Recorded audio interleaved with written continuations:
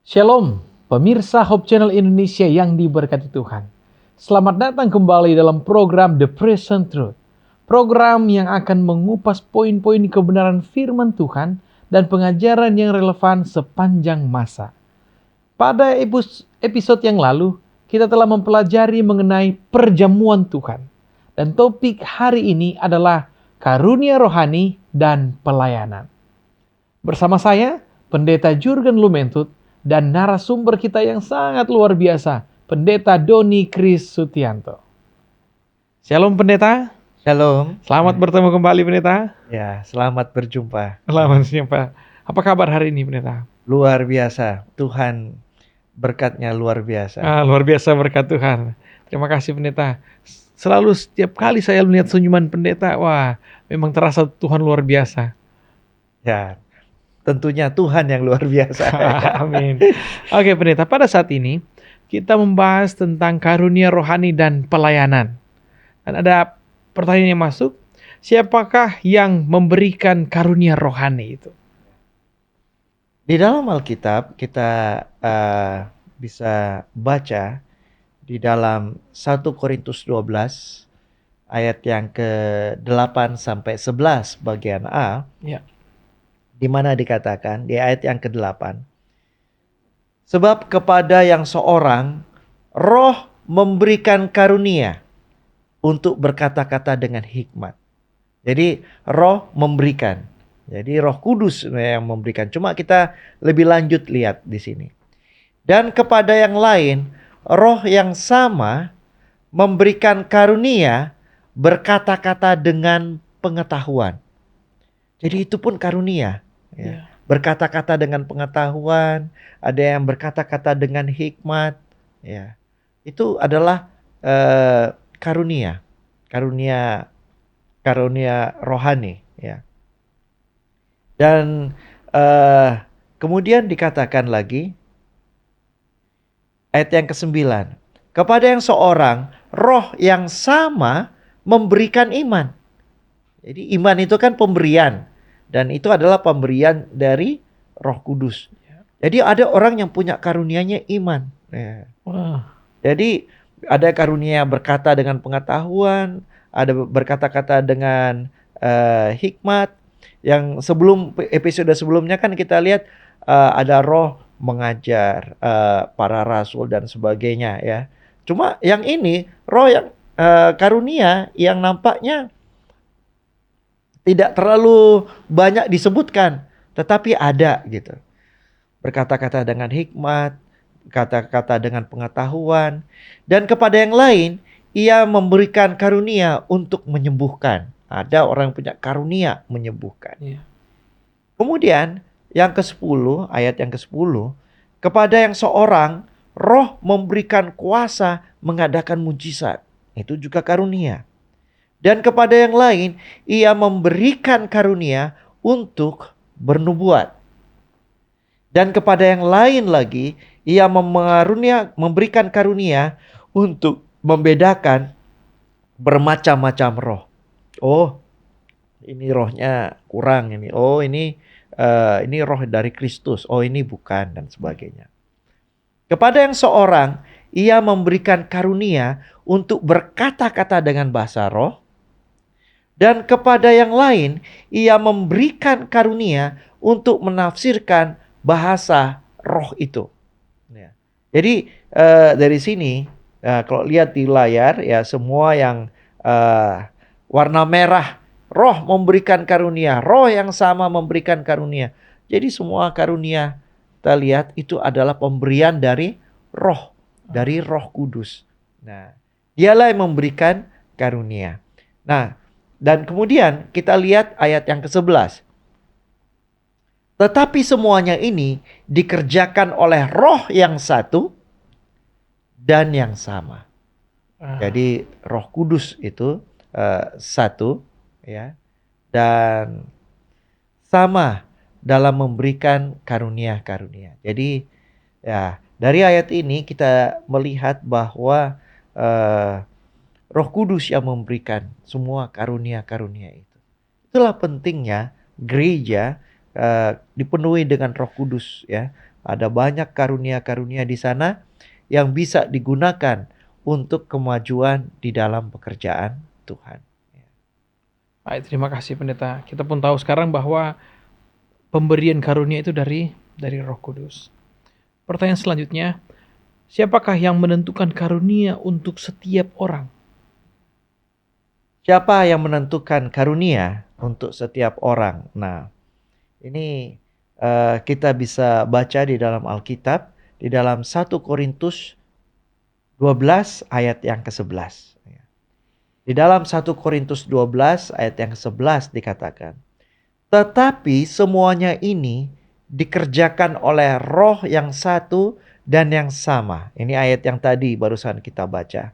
Bagian A, bagian berikutnya, yang memberikan karunia kepada tiap-tiap orang secara khusus seperti yang dikehendakinya. Jadi Roh Kudus juga ya menentukan karunia yang mana.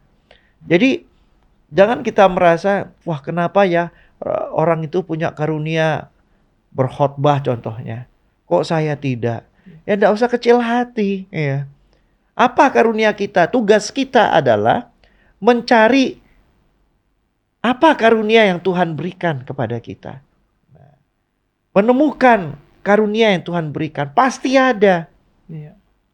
Meskipun itu kecil atau sederhana. Tetapi semua orang punya tempatnya di dalam pekerjaan Tuhan. Semua orang punya tempatnya dalam tubuh Kristus. Jadi di pelajaran yang ke-14 kita telah bahas bahwa semua orang ada tempatnya di dalam tubuh Kristus itu. Nah, jadi kalau ada orang yang punya karunia lebih bagus, ya kita bersyukur karena dia dapat menolong untuk supaya tubuh Kristus lebih diperlengkapi. Kita pun harus bersyukur atas karunia yang Tuhan berikan kepada kita. Karena seberapa besar atau kecil pun karunia yang Tuhan berikan itu adalah karunia. Dan kita dituntut pertanggungan jawab apakah kita setia atau tidak di dalam mengembangkan karunia yang Tuhan berikan kepada kita. Jadi Roh Kudus yang memberikan ini. Oh, ya, jangan kecewa terhadap Roh Kudus. Apakah bisa kita minta? Bisa, nanti kita akan pelajari itu ya di bagian bagian section nanti ya. Tetapi dari sini kita harus puas dengan karunia yang Tuhan berikan. Kemudian berikutnya kita dapat baca di dalam Alkitab, di dalam 1 Korintus pasal yang ke-12 ayat yang ke-28. Dikatakan, dan Allah telah menetapkan beberapa orang dalam jemaat. Jadi Allah yang menetapkan beberapa orang dalam jemaat. Apa? Pertama sebagai rasul, kedua sebagai nabi, ketiga sebagai pengajar. Jadi kalau kita karunianya bukan rasul atau nabi, ya jangan kecewa. Kenapa? Karena siapa yang menetapkan itu? Allah. Ya. Sebagai pengajar. Selanjutnya, mereka yang mendapatkan karunia untuk mengadakan mujizat, untuk menyembuhkan, untuk melayani, untuk memimpin, dan untuk berkata-kata dalam bahasa roh. Jadi ada berbagai macam karunia kita lihat di sini. Nanti kita akan lihat list yang lain dari kitab yang lain. Ya. Jadi Allah yang menentukan karunia apa yang setiap orang miliki. Ya. Meskipun nanti kita diberi kesempatan juga kalau mau membutuhkan karunia yang lain. Ya, untuk itu. Ya. Saya ingat pada waktu pergi ke Filipina pertama kali ya untuk melanjutkan sekolah, wah harus susah sekali itu bahasa Inggris. Ya. Oke, masuk kemudian sebelum masuk kuliah masuk di English Center dulu. Tembus secara tulisan, tembus semua tes. Ya, Cuma satu hal yang saya rindu, Tuhan, berapa puluh tahun kan di Indonesia tidak pernah ngomong bahasa Inggris. Ya. Pingin supaya paling tidak bisa menyampaikan firman Tuhan ya dalam bahasa Inggris, meskipun terpatah-patah lah awalnya. Iya. Tapi kan kalau langsung muncul di depan orang kan takut juga kan, baru terus plegok gitu kan, Grogi. di dalam ini bicara kan memalukan Tuhan. Iya. Jadi pada akhirnya ada satu mata kuliah pada waktu itu adalah praktikum ya ke jemaat lokal. Iya. Nah itu satu jemaat di Filipina. Saya pergi ke sana. Jemaat kecil, hanya beberapa orang di sana. Nah itu saya syukuri. Kenapa? Disitulah saya praktek khotbah pakai bahasa Inggris. Entah orangnya ini kan di sana mereka sangat familiar bahasa Inggris ya. Dan karena hanya beberapa orang ada timbul kepercayaan diri ya. Dan kemudian setelah beberapa waktu lamanya kemudian mulai bisa percaya dirilah untuk berbicara ya, berkhotbah dalam bahasa Inggris. Tetapi kita lihat di sini adalah itu bisa berkembang. Kita bisa minta. Kita kalau rindu, asal tujuannya adalah untuk pelayanan, untuk membangun jemaat, ya, untuk membangun. Saya pun bergumul untuk itu, ya. Tetapi Tuhan itu begitu baik. Tuhan itu begitu baik. Asal kita motivasinya untuk melayani pekerjaan Tuhan, Dia akan selalu memberikan jalan untuk itu. Nanti kita akan lihat dalam hal ini mengapa karunia itu diberikan kepada kita. Tetapi di sini ya kalau kita karunianya tidak sama dengan orang lain, ya disyukuri saja. Iya. Ya. Dan kalau kita mau merindukan karunia rohani untuk pelayanan, minta sama Tuhan. Kan Tuhan katakan, ya mintalah maka akan diberikan kepadamu. Ya. Ketoklah maka pintu akan dibukakan. Ya. Carilah maka kamu akan mendapat. Ya kan?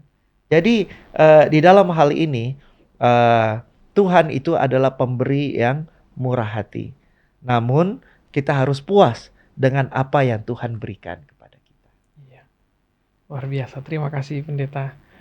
Dan selanjutnya, kalau begitu, kapan kita menerima karunia rohani ini? Di dalam Kisah Para Rasul pasal 2 ayat 38 dikatakan, jawab Petrus kepada mereka, bertobatlah dan hendaklah kamu masing-masing memberi dirimu dibaptis dalam nama Yesus Kristus untuk pengampunan dosamu. Maka kamu akan menerima karunia Roh Kudus. Jadi ketika seseorang itu dibaptis, ya, itulah pengurapannya untuk menjadi saksi bagi Tuhan, ya. Dia akan menerima karunia Roh Kudus. Paling sedikit satu. Nah, sekarang berarti masing-masing anggota di dalam gereja yang sudah dibaptis, ya, mereka punya satu karunia. Ya. Dan harus cari tahu apa karunianya. Bisa jadi ada yang sampai 2, 3. Pada waktu saya gembala jemaat, ya, kita ada tes karunia roh. Wah, ada anggota jemaat saya yang katakan, saya pikir saya hanya punya 1, ternyata ada 3, 4, tapi tidak pernah dipakai. Harusnya dipakai Pendeta ya? Iya, ya. Jadi pada waktu tes karunia, waktu saya masih gembala jemaat masih baru 1 tahun pertama, ya, gembala jemaat. Saya sendiri tes, saya kasih anggota tes, lalu saya tes sendiri, saya punya untuk cari tahu. Iya, ada atau tidak. Iya. Loh, ternyata yang nomor 1, yang paling tinggi adalah mengajar. Wah, saya kok nggak pernah mengajar ya. Nah, terus akhirnya ya.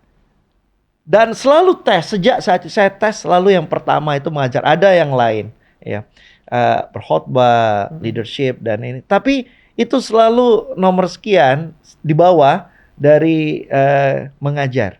Ya. Jadi itulah sebabnya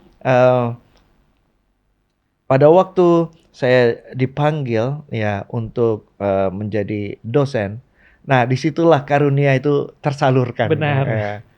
Tapi pada waktu Gembala Jawat kita juga kan mengajar Iya. mereka yang mau belajar Alkitab, ya kan.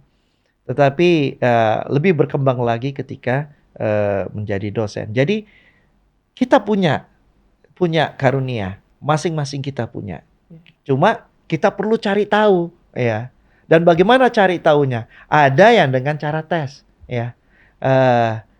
Ya, selain tes, yang bagi saya adalah banyak berdoa. Nanti Roh Kudus tuntun kita yang mana. Kalau kita digerakkan Roh Kudus, kita jalani aja karunia itu. Nah, nanti Tuhan akan menyatakan kepada kita karunia yang mana yang Tuhan berikan agar kita gunakan di dalam pelayanan. Wah, terima kasih Pendeta. Jadi pengalaman yang sudah disampaikan juga sangat bermanfaat untuk saya dan pemirsa.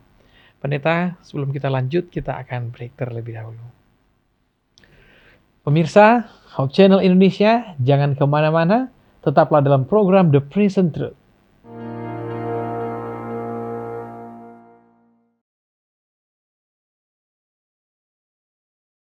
Pemirsa, kembali lagi dalam program The Present Truth, pekabaran firman Tuhan untuk sepanjang masa. Kita lanjutkan pembahasan kita tentang karunia rohani dan pelayanan. Dan saat ini ada pertanyaan yang baru lagi akan kita tanyakan kepada pendeta, yaitu untuk apa karunia rohani itu diberikan? Silakan pendeta. Ada beberapa hal yang kita dapat di dalam Alkitab. Kita bisa lihat mengapa karunia rohani itu diberikan kepada jemaat. Yang pertama adalah untuk saling memperlengkapi antara satu dengan yang lain di antara umat-umat Tuhan, dan kemudian saling membangun untuk bertumbuh ke arah Kristus.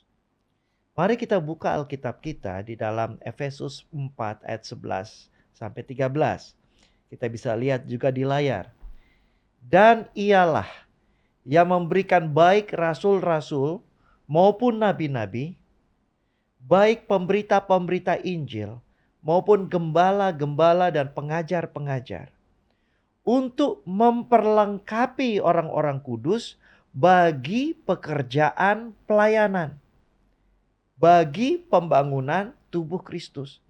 Jadi karunia rohani adalah untuk memperlengkapi orang-orang kudus bagi pekerjaan pelayanan.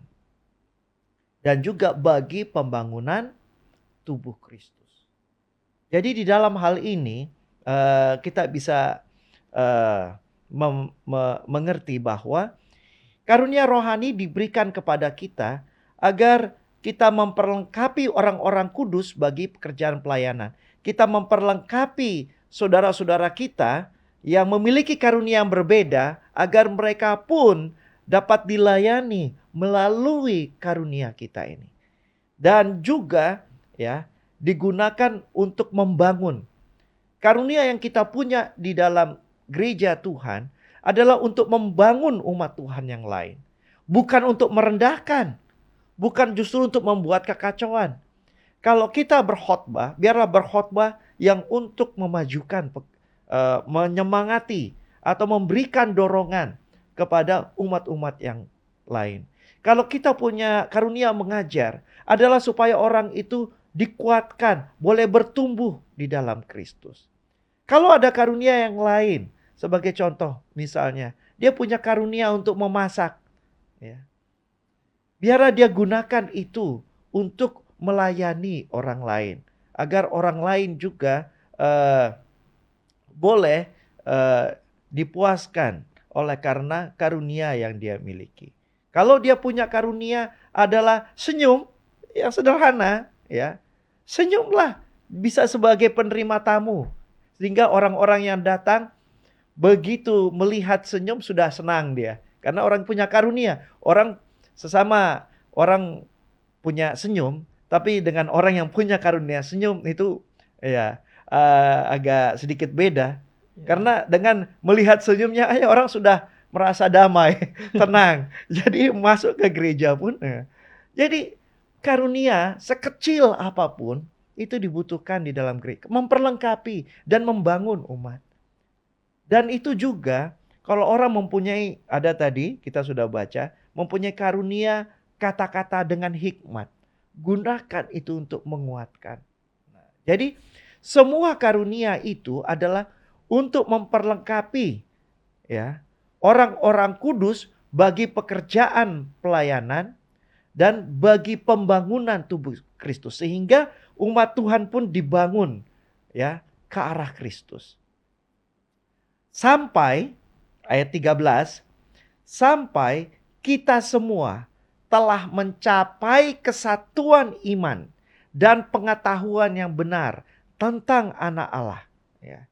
Jadi ini tujuannya, memperlengkapi umat-umat kudus. Tujuannya adalah sampai mencapai kesatuan iman, pengetahuan yang benar tentang anak Allah, kedewasaan penuh, dan tingkat pertumbuhan yang sesuai dengan kepenuhan Kristus. Jadi menuju arahnya adalah kepada Kristus. Nah, dari sini kita dapat belajar bahwa karunia kita itu menjadi berkat bagi orang lain. Dan kalau kita menjadi berkat bagi orang lain, bukankah itu yang diinginkan oleh Tuhan? Bahwa kita ini tidak self-centered. Tuhan berikan kepada kita dan kemudian kita memberikan kepada orang lain dan menjadi berkat bagi orang lain. Konsep ini bukan hanya dimiliki di dalam perjanjian baru, tetapi kita dapat lihat ini di dalam perjanjian lama. Di dalam Amsal 27 ayat yang ke-17 dikatakan, besi menajamkan besi. Artinya orang menajamkan sesamanya. Karunia yang kita miliki dapat menjadi berkat bagi orang lain. Ya. Dan bukan hanya itu saja. Karunia yang kita miliki dapat membuat orang yang belum mengenal akan kebenaran akan tertarik untuk mengenal kebenaran dan mengikuti Kristus. Untuk itulah karunia itu diberikan. Untuk menjadi berkat, untuk saling memperlengkapi satu yang lain di dalam tubuh Kristus. Dan sama-sama bertumbuh menuju kepada kesempurnaan Kristus. Itu yang pertama. Ya, itu yang pertama. Apa yang kedua? Ya, di dalam Alkitab dikatakan itu digunakan untuk kepentingan bersama. Jadi karunia itu bukan untuk diri sendiri. Kalau hanya untuk diri sendiri, nah ini bukan maksud karunia itu diberikan. Nah itu bedanya ya antara talenta dengan karunia roh. Ya. Kalau karunia roh ini adalah diberikan Roh Kudus untuk membangun jemaat, untuk melayani, ya, untuk kepentingan bersama. Ya. Kalau talenta adalah digunakan, ya, bukan dengan maksud tujuan untuk membangun tubuh Kristus, bukan untuk memperlengkapi, ya, tetapi itu tujuan yang berbeda meskipun sama-sama itu adalah kelebihan yang dimiliki, ya, kelebihan atau keterampilan yang dimiliki. Nah, namun tidak digunakan untuk kemuliaan Tuhan, ya, tetap itu adalah talenta yang Tuhan berikan. Tetapi ketika itu digunakan untuk kemuliaan Tuhan, membangun tubuh Kristus dan memperlengkapi umat-umat yang kudus, nah, dan itu kemampuan itu adalah karena Roh Kudus yang menggunakannya, itu adalah karunia rohani. Ya. Talenta bisa menjadi karunia rohani ketika kita menggunakannya untuk kemuliaan Tuhan dan untuk membangun tubuh Kristus dan untuk menjalankan misi gereja, ya, di dalam membawa jiwa-jiwa kepada Tuhan. Nah, di sini di dalam 1 Korintus 12 ayat yang ke-7 dikatakan, tetapi kepada tiap-tiap orang dikaruniakan pernyataan roh untuk kepentingan bersama. Jadi karunia roh ini untuk kepentingan bersama, bukan pribadi. Kalau kita karunia roh untuk pribadi dan bukan untuk kemuliaan Tuhan, nah itu bisa jadi talenta namanya. Ya. Tetapi karunia roh itu digunakan untuk kepentingan bersama. Dengan maksud supaya masing-masing tubuh Kristus memperoleh keuntungan dari karunia roh yang asalnya adalah dari Kristus sendiri. Nah, melalui Roh Kudusnya. Nah, itu yang kedua. Yang pertama tadi kita sudah dengar itu adalah untuk saling memperlengkapi ya, dan membangun menuju kepada pembangunan tubuh Kristus. Yang kedua adalah untuk kepentingan bersama. Kemudian yang ketiga adalah karunia rohani itu diberikan dan dilakukan di jemaat adalah untuk melayani orang lain. Di dalam 1 Petrus pasal 4 ayat yang ke-10 dikatakan, layanilah seorang akan yang lain, sesuai dengan karunia yang telah diperoleh tiap-tiap orang. Ya. Jadi Tuhan telah memberikan kepada kita karunia ini. Lalu apa yang bisa kita lakukan? Layanilah seorang dengan yang lain. Jadi adalah untuk pelayanan. Ya. Jadi ketika judul pelajaran ini karunia roh dan pelayanan, ya memang karena karunia roh diberikan adalah untuk pelayanan. Nah, untuk pelayanan pada tubuh Kristus ini. Untuk pelayanan memuliakan Tuhan. Untuk pelayanan supaya orang bisa lebih tumbuh dewasa atau mengenal Kristus dengan lebih baik. Jadi, karunia roh diberikan ya bagi kita adalah karena untuk melayani orang lain. Dan efeknya akan menjadi lebih ampuh adalah karena ada kuasa Roh Kudus, beda dengan talenta ya. Talenta dia punya mungkin kemampuan yang baik. Tetapi apakah itu menjamah hati? Belum tentu, ya. Tetapi kalau karunia roh, roh yang bekerja kan hanya roh yang bisa menjamah hati. Jadi ketika karunia roh digunakan, ada kuasa Roh Kudus yang menjamah hati orang, apakah itu untuk bertumbuh lebih mengenal Tuhan atau dia memberikan dirinya untuk mengikuti Yesus ketika dia belum mengikuti Yesus. Karunia roh itu yang bekerja. Ya, suatu kali ada seorang yang menyanyi.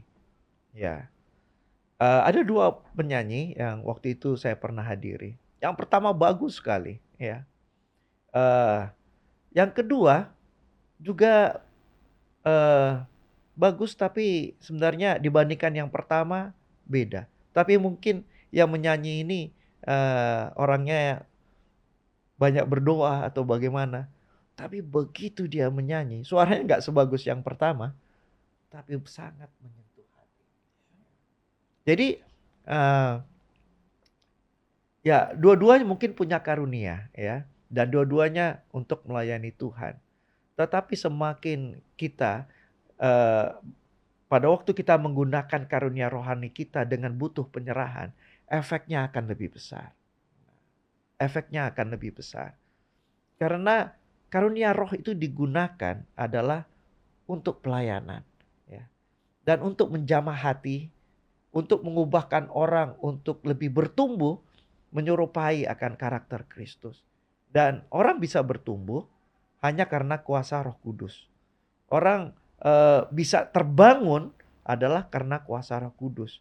Dan ketika kita menggunakan ini sebagai karunia rohani, wah, efeknya akan sangat luar biasa untuk membawa orang kepada Kristus. Nah, jadi dikatakan, layanilah seorang akan yang lain, sesuai dengan karunia yang telah diperoleh tiap-tiap orang sebagai pengurus yang baik dari kasih karunia Allah. Nah, kemudian yang keempat, kita dapat baca di dalam 1 Korintus 14 ayat 12. Nah, karunia ini adalah rohani diberikan untuk membangun jemaat. Demikian pula dengan kamu. Kamu memang berusaha untuk memperoleh karunia-karunia roh. Tetapi lebih daripada itu, hendaklah kamu berusaha mempergunakannya untuk membangun jemaat. Nah, jadi karunia roh adalah membangun jemaat. Kalau kita main musik di luar gereja dan kita mampu memainkan dengan baik, itu mungkin talenta. Tapi kalau untuk membangun jemaat, nah itu Karunia. memang ya. Tetapi biarlah kemampuan kita, talenta atau karunia roh yang Tuhan gunakan, karunia roh yang Tuhan berikan kepada kita, biarlah itu hanya untuk kemuliaan Tuhan. Sehingga kita merasa bahwa ya betul-betul Tuhan yang bekerja melalui skill yang Tuhan berikan, melalui kemampuan yang Tuhan berikan, orang-orang boleh terbangun. Dan itu semuanya adalah karena kuasa Roh Kudus. Wah, luar biasa. Terima kasih pendeta. Sekarang pun kita dapat mengerti bahwa karunia rohani itu luar biasa ya. Ada saling melengkapi untuk kepentingan bersama, melayani orang lain, dan membangun jemaat. Luar biasa. Kalau begitu pendeta, lebih spesifik lagi. Apa saja karunia rohani itu? Jangan dijawab dulu pendeta, karena kita akan ada break. Pemirsa Hope Channel Indonesia, jangan kemana-mana, tetaplah bersama dengan kami dalam program The Present Truth.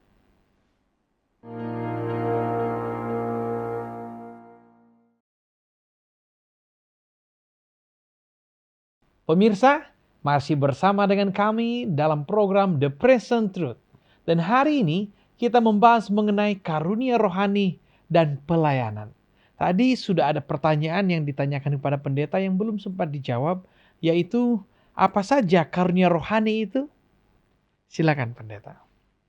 Ya, di sebelumnya ayat-ayat sebelumnya kita telah melihat ada beberapa karunia yang telah disebutkan, ya. Ada yang menjadi nabi, ada yang menjadi rasul, ya, ada pengajar, membuat mujizat, menyembuhkan, karunia iman, bahasa roh, ya, karunia nubuat, menafsirkan bahasa roh, dan banyak lagi yang lain. Berikut ini adalah kita mau melihat dari kitab Roma, ya, kitab Roma. Dalam Roma 12 ayat 6 sampai 8 dikatakan, demikianlah kita mempunyai karunia yang berlain-lainan menurut kasih karunia yang dianugerahkan kepada kita. Ya, menurut kasih karunia yang dianugerahkan. Jadi karunia roh ini adalah kasih karunia, ya, yang dianugerahkan kepada kita. Jika karunia itu adalah untuk bernubuat, ya, baiklah kita melakukannya sesuai dengan iman kita. Jadi karunia bernubuat. Jika karunia untuk melayani, baiklah kita melayani. Jadi karunianya melayani. Ya. Entah melayani itu di dalam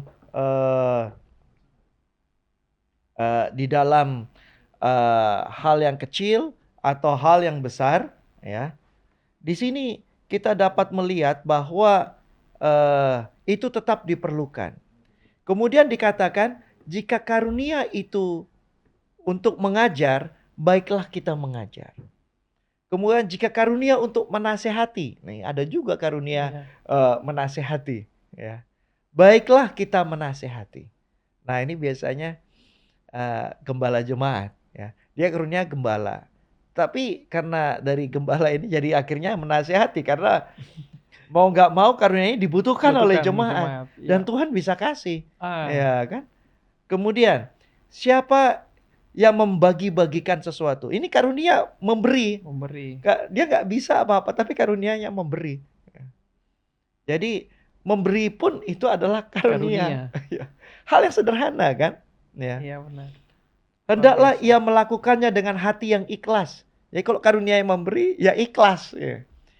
Kalau dia melayani, baiklah melayani. Mengajar, baiklah mengajar. Hendaklah ia melakukan dengan hati. Siapa yang memberi pimpinan, jadi leadership, itu ya karunia. Ya.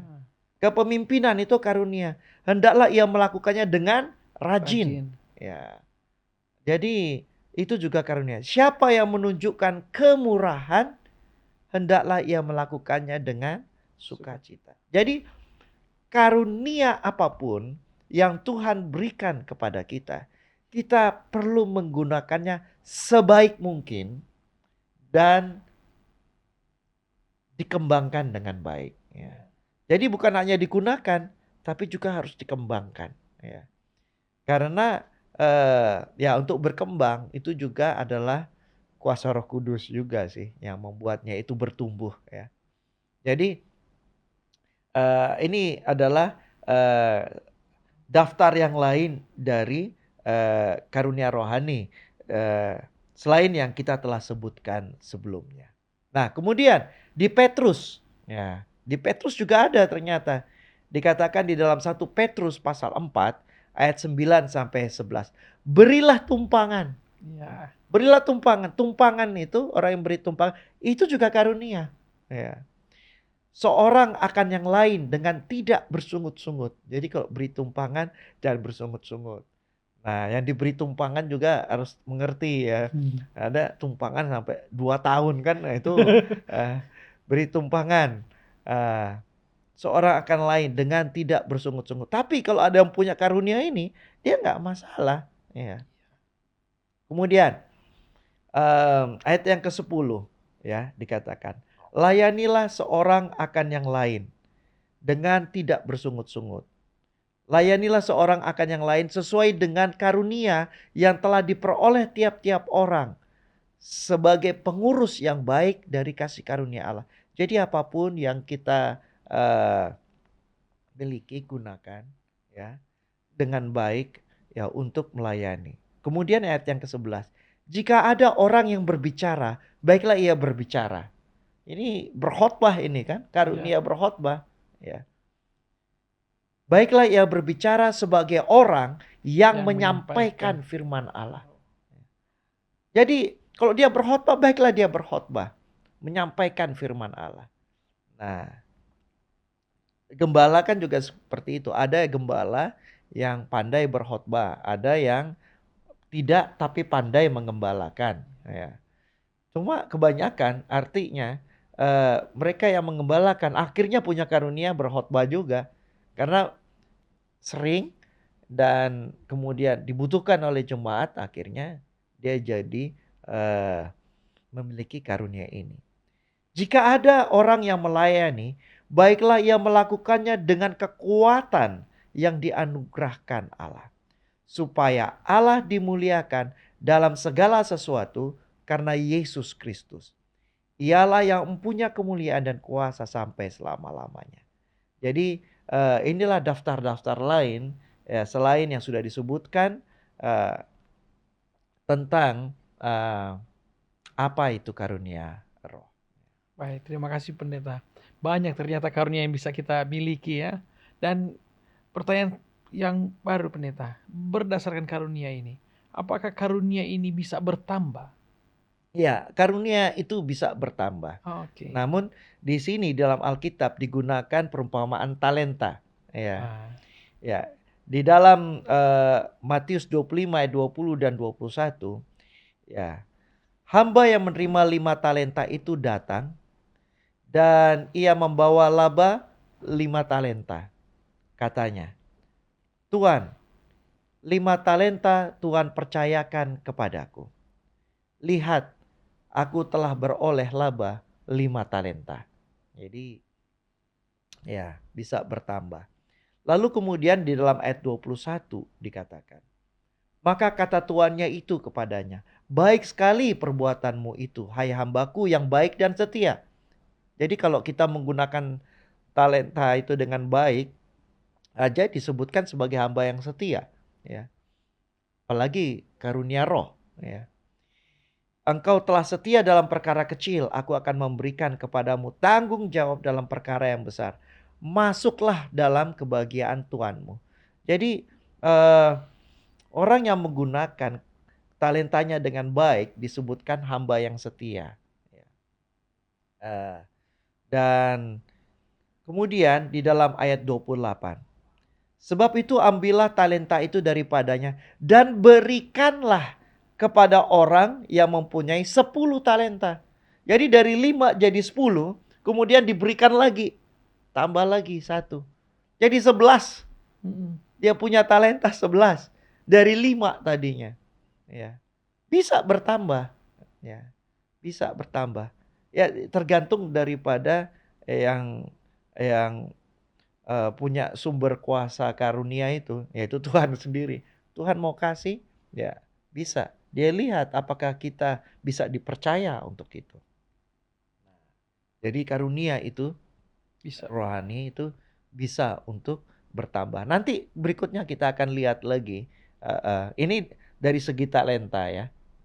Nanti kita bisa lihat juga dari segi karunia di karunia roh di ayat yang lain. Baik, terima kasih pendeta. Baru saja dijelaskan karunia itu bisa bertambah. Tapi sebaliknya pendeta, apakah karunia ini bisa berkurang? Ya, karunia itu juga bisa berkurang. Oh Ya, iya. bisa berkurang. Contohnya bagi mereka yang menerima 1 talenta itu di dalam Matius 25 ayat 24 dan 25. Kini datanglah juga hamba yang menerima 1 talenta itu dan berkata, Tuhan, aku tahu bahwa Tuhan adalah manusia yang kejam, yang menuai di tempat di mana Tuhan tidak menabur, dan yang memungut dari tempat di mana Tuhan tidak menanam. Ini dia punya 1, dia tidak puas. Mungkin dia lihat-lihat, wah yang lain kok punya lebih banyak, kok saya sedikit. Lalu dia tawar hati, dan kemudian dia tidak kembangkan itu. Karena itu aku takut dan pergi menyembunyikan talenta Tuhan itu di dalam tanah. Disembunyikan. Jadi tidak berkembang. Tidak bertumbuh. Ini terimalah kepunyaan Tuhan. Kan? Dia kembalikan. Dan dikatakan di dalam Matius 25 ayat 28. Sebab itu ambillah talenta itu. Ambillah talenta itu daripadanya. Padahal sudah dibilang. Ya, ini terimalah kepunyaan Tuhan. Kan berarti sudah dikembalikan, tapi diambil. Nah, ambillah talenta itu daripadanya. Dan berikanlah kepada orang yang mempunyai 10 talenta itu. Jadi yang setia sudah ada, sudah punya, diberi lebih. Yang tidak ada, diambil pun daripadanya. Jadi, dan itu disebut sebagai hamba yang tidak setia, hamba yang jahat. Kenapa jahat? Karena dia menuduh Tuhan, Tuhan yang tidak-tidak, ya. Kemudian malas karena dia tidak bekerja. Dia tidak mengembangkan apa yang telah diberikan Tuhan kepadanya. Nah, Terima kasih pendeta, luar biasa ya. Jadi apa yang diberikan kepada kita kalau tidak digunakan bisa diambil. Wah, kita gunakan dengan baik talenta atau karunia. Selanjutnya pendeta, ini mungkin bisa menjadi pertanyaan terakhir. Bolehkah kita meminta karunia roh untuk pelayanan? iya. Di dalam Alkitab itu tercatat. Bisa gitu. Kita boleh minta meskipun kita tahu bahwa Roh Kudus memberikan sesuai dengan kasih karunia-Nya. Mana ya dia berikan. Tetapi diberikan juga kesempatan bagi kita untuk meminta. Ya. Di dalam 1 Korintus 14 ayat yang pertama dikatakan, kejarlah kasih itu dan usahakanlah dirimu memperoleh karunia-karunia roh. Usahakanlah dirimu. Oh ya. Memperoleh karunia-karunia roh. terutama karunia untuk bernubuat. Jadi usahakanlah dirimu memperoleh karunia-karunia roh. Jadi Alkitab memberikan, bisa kita minta. Itu tadi yang saya ceritakan. Tuhan, paling tidak, masa saya sudah sekolah di sini, saya tidak bisa berkhotbah. Bisa menulis, karena di sekolah namanya menulis kan, bicara, presentasi di kelas bahasa Inggris. Tapi waktu itu saya pikir, untuk apa saya punya knowledge, pengetahuan, kalau tidak bisa disampaikan dengan baik dalam bentuk khotbah. Kan kita di gereja, jadi bentuk khotbah. Khotbah ini beda dengan menulis. Ya. Jadi ada ya taste-nya berbeda. Nah, tapi ya lambat laun ketika kita berdoa, kita latih untuk itu. Ya Tuhan kasih, meskipun tidak bagus-bagus amat. Paling tidak waktu saya berdoa, paling tidak orang itu bisa mengerti. Ya, bisa ada yang ditransfer untuk itu. Ya. 1 Korintus 14 ayat 12. Demikian pula dengan kamu. Kamu memang berusaha untuk memperoleh karunia-karunia roh. Ya, kamu memang berusaha. Tetapi lebih daripada itu, hendaklah kamu berusaha mempergunakannya untuk membangun jemaat. Jadi berusaha untuk memperoleh karunia roh itu tidak masalah. Tetapi motifnya adalah mempergunakannya untuk membangun jemaat. Ya. Jadi jangan seperti di dalam Alkitab ada peristiwa Simon Magus. Dia melihat murid-murid bisa mengusir setan, bisa menyembuhkan. Oh, luar biasa. Lalu dia mau kasih uang, ya, bayar supaya dia pun juga dapat karunia. Nggak bisa itu. Nah, pikirannya belum diubahkan, belum ditransformasi pikirannya. Masih kehidupan lama pola pikirnya. Nah, jadi di sini itu bukan untuk keuntungan sendiri. Karunia roh itu diberikan adalah untuk membangun jemaat. Ya, untuk membangun jemaat. Boleh minta, berusaha untuk memperoleh karunia itu, tapi adalah untuk membangun jemaat. Nah, kemudian berikutnya ayat lain yang kita bisa dapat lihat adalah 1 Timotius 3 ayat yang pertama. Dikatakan, benarlah perkataan ini. Orang yang menghendaki jabatan penilik jemaat menginginkan pekerjaan yang indah. Penilik jemaat ini adalah penatua. Di dalam terjemahan yang lain ada yang sebutkan sebagai bishop, artinya pemimpin gereja. Menginginkan pekerjaan yang indah. Padahal menjadi penatua itu, menjadi pemimpin itu adalah salah satu karunia juga. Nah, banyak orang menginginkan ini kan. Tetapi kan ujung-ujungnya beda. Ujung-ujungnya posisi, prestis dan sebagainya. Yeah. Nah, tapi dalam konteks 1 Timotius 3 ini tidak begitu. Kenapa dikatakan mereka yang menghendaki jabatan penilik jemaat menginginkan pekerjaan yang indah? Kenapa sebut pekerjaan yang indah? Karena itu penuh penyangkalan diri. Itu enggak digaji, enggak apa. Itu justru penilik jemaat itu yang berkorban besar. Itulah sebabnya disebut menginginkan pekerjaan yang indah. Dan benarlah perkataan ini, kata Rasul Paulus. Orang yang menghendaki jabatan penilik jemaat, itu adalah pemimpin gereja, menginginkan pekerjaan indah. Karena itu pengorbanan. Karena itu pengorbanan. Bukan dia mendapatkan suatu privilege tertentu, hak istimewa tertentu. Ya. Tetapi kalau orang menghendaki jabatan penilik jemaat, tetapi dengan motif keuntungan diri, nah itu lain perkara. Itu lain perkara. Tetapi yang dimaksud dalam konteks ini adalah mereka yang berkorban. Nah, beberapa terjemahan menunjukkan bahwa di sini adalah bishop. Bishop itu adalah pemimpin gereja, ya, pemimpin gereja. Dan ini luar biasa. Dalam 300 tahun pertama sebelum Konstantin bertobat menjadi Kristen, ini dalam sejarah gereja Kristen, ya, itu pemimpin gereja itu harus siap mati. Namanya bishop itu harus siap mati. konsili General Council atau konsili umum pertama gereja sedunia, gereja Kristen terjadi pertama itu di Concile of Nicaea, ya. Di Concile of Nicaea ketika itu di abad keempat, ya. Itu ada sekitar 300 bishop bertemu, ya. Itu sebagian diantaranya ada yang tidak punya kaki, ada yang tidak punya tangan, tidak punya mata.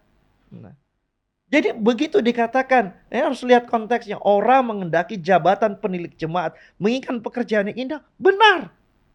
Karena pengorbanan.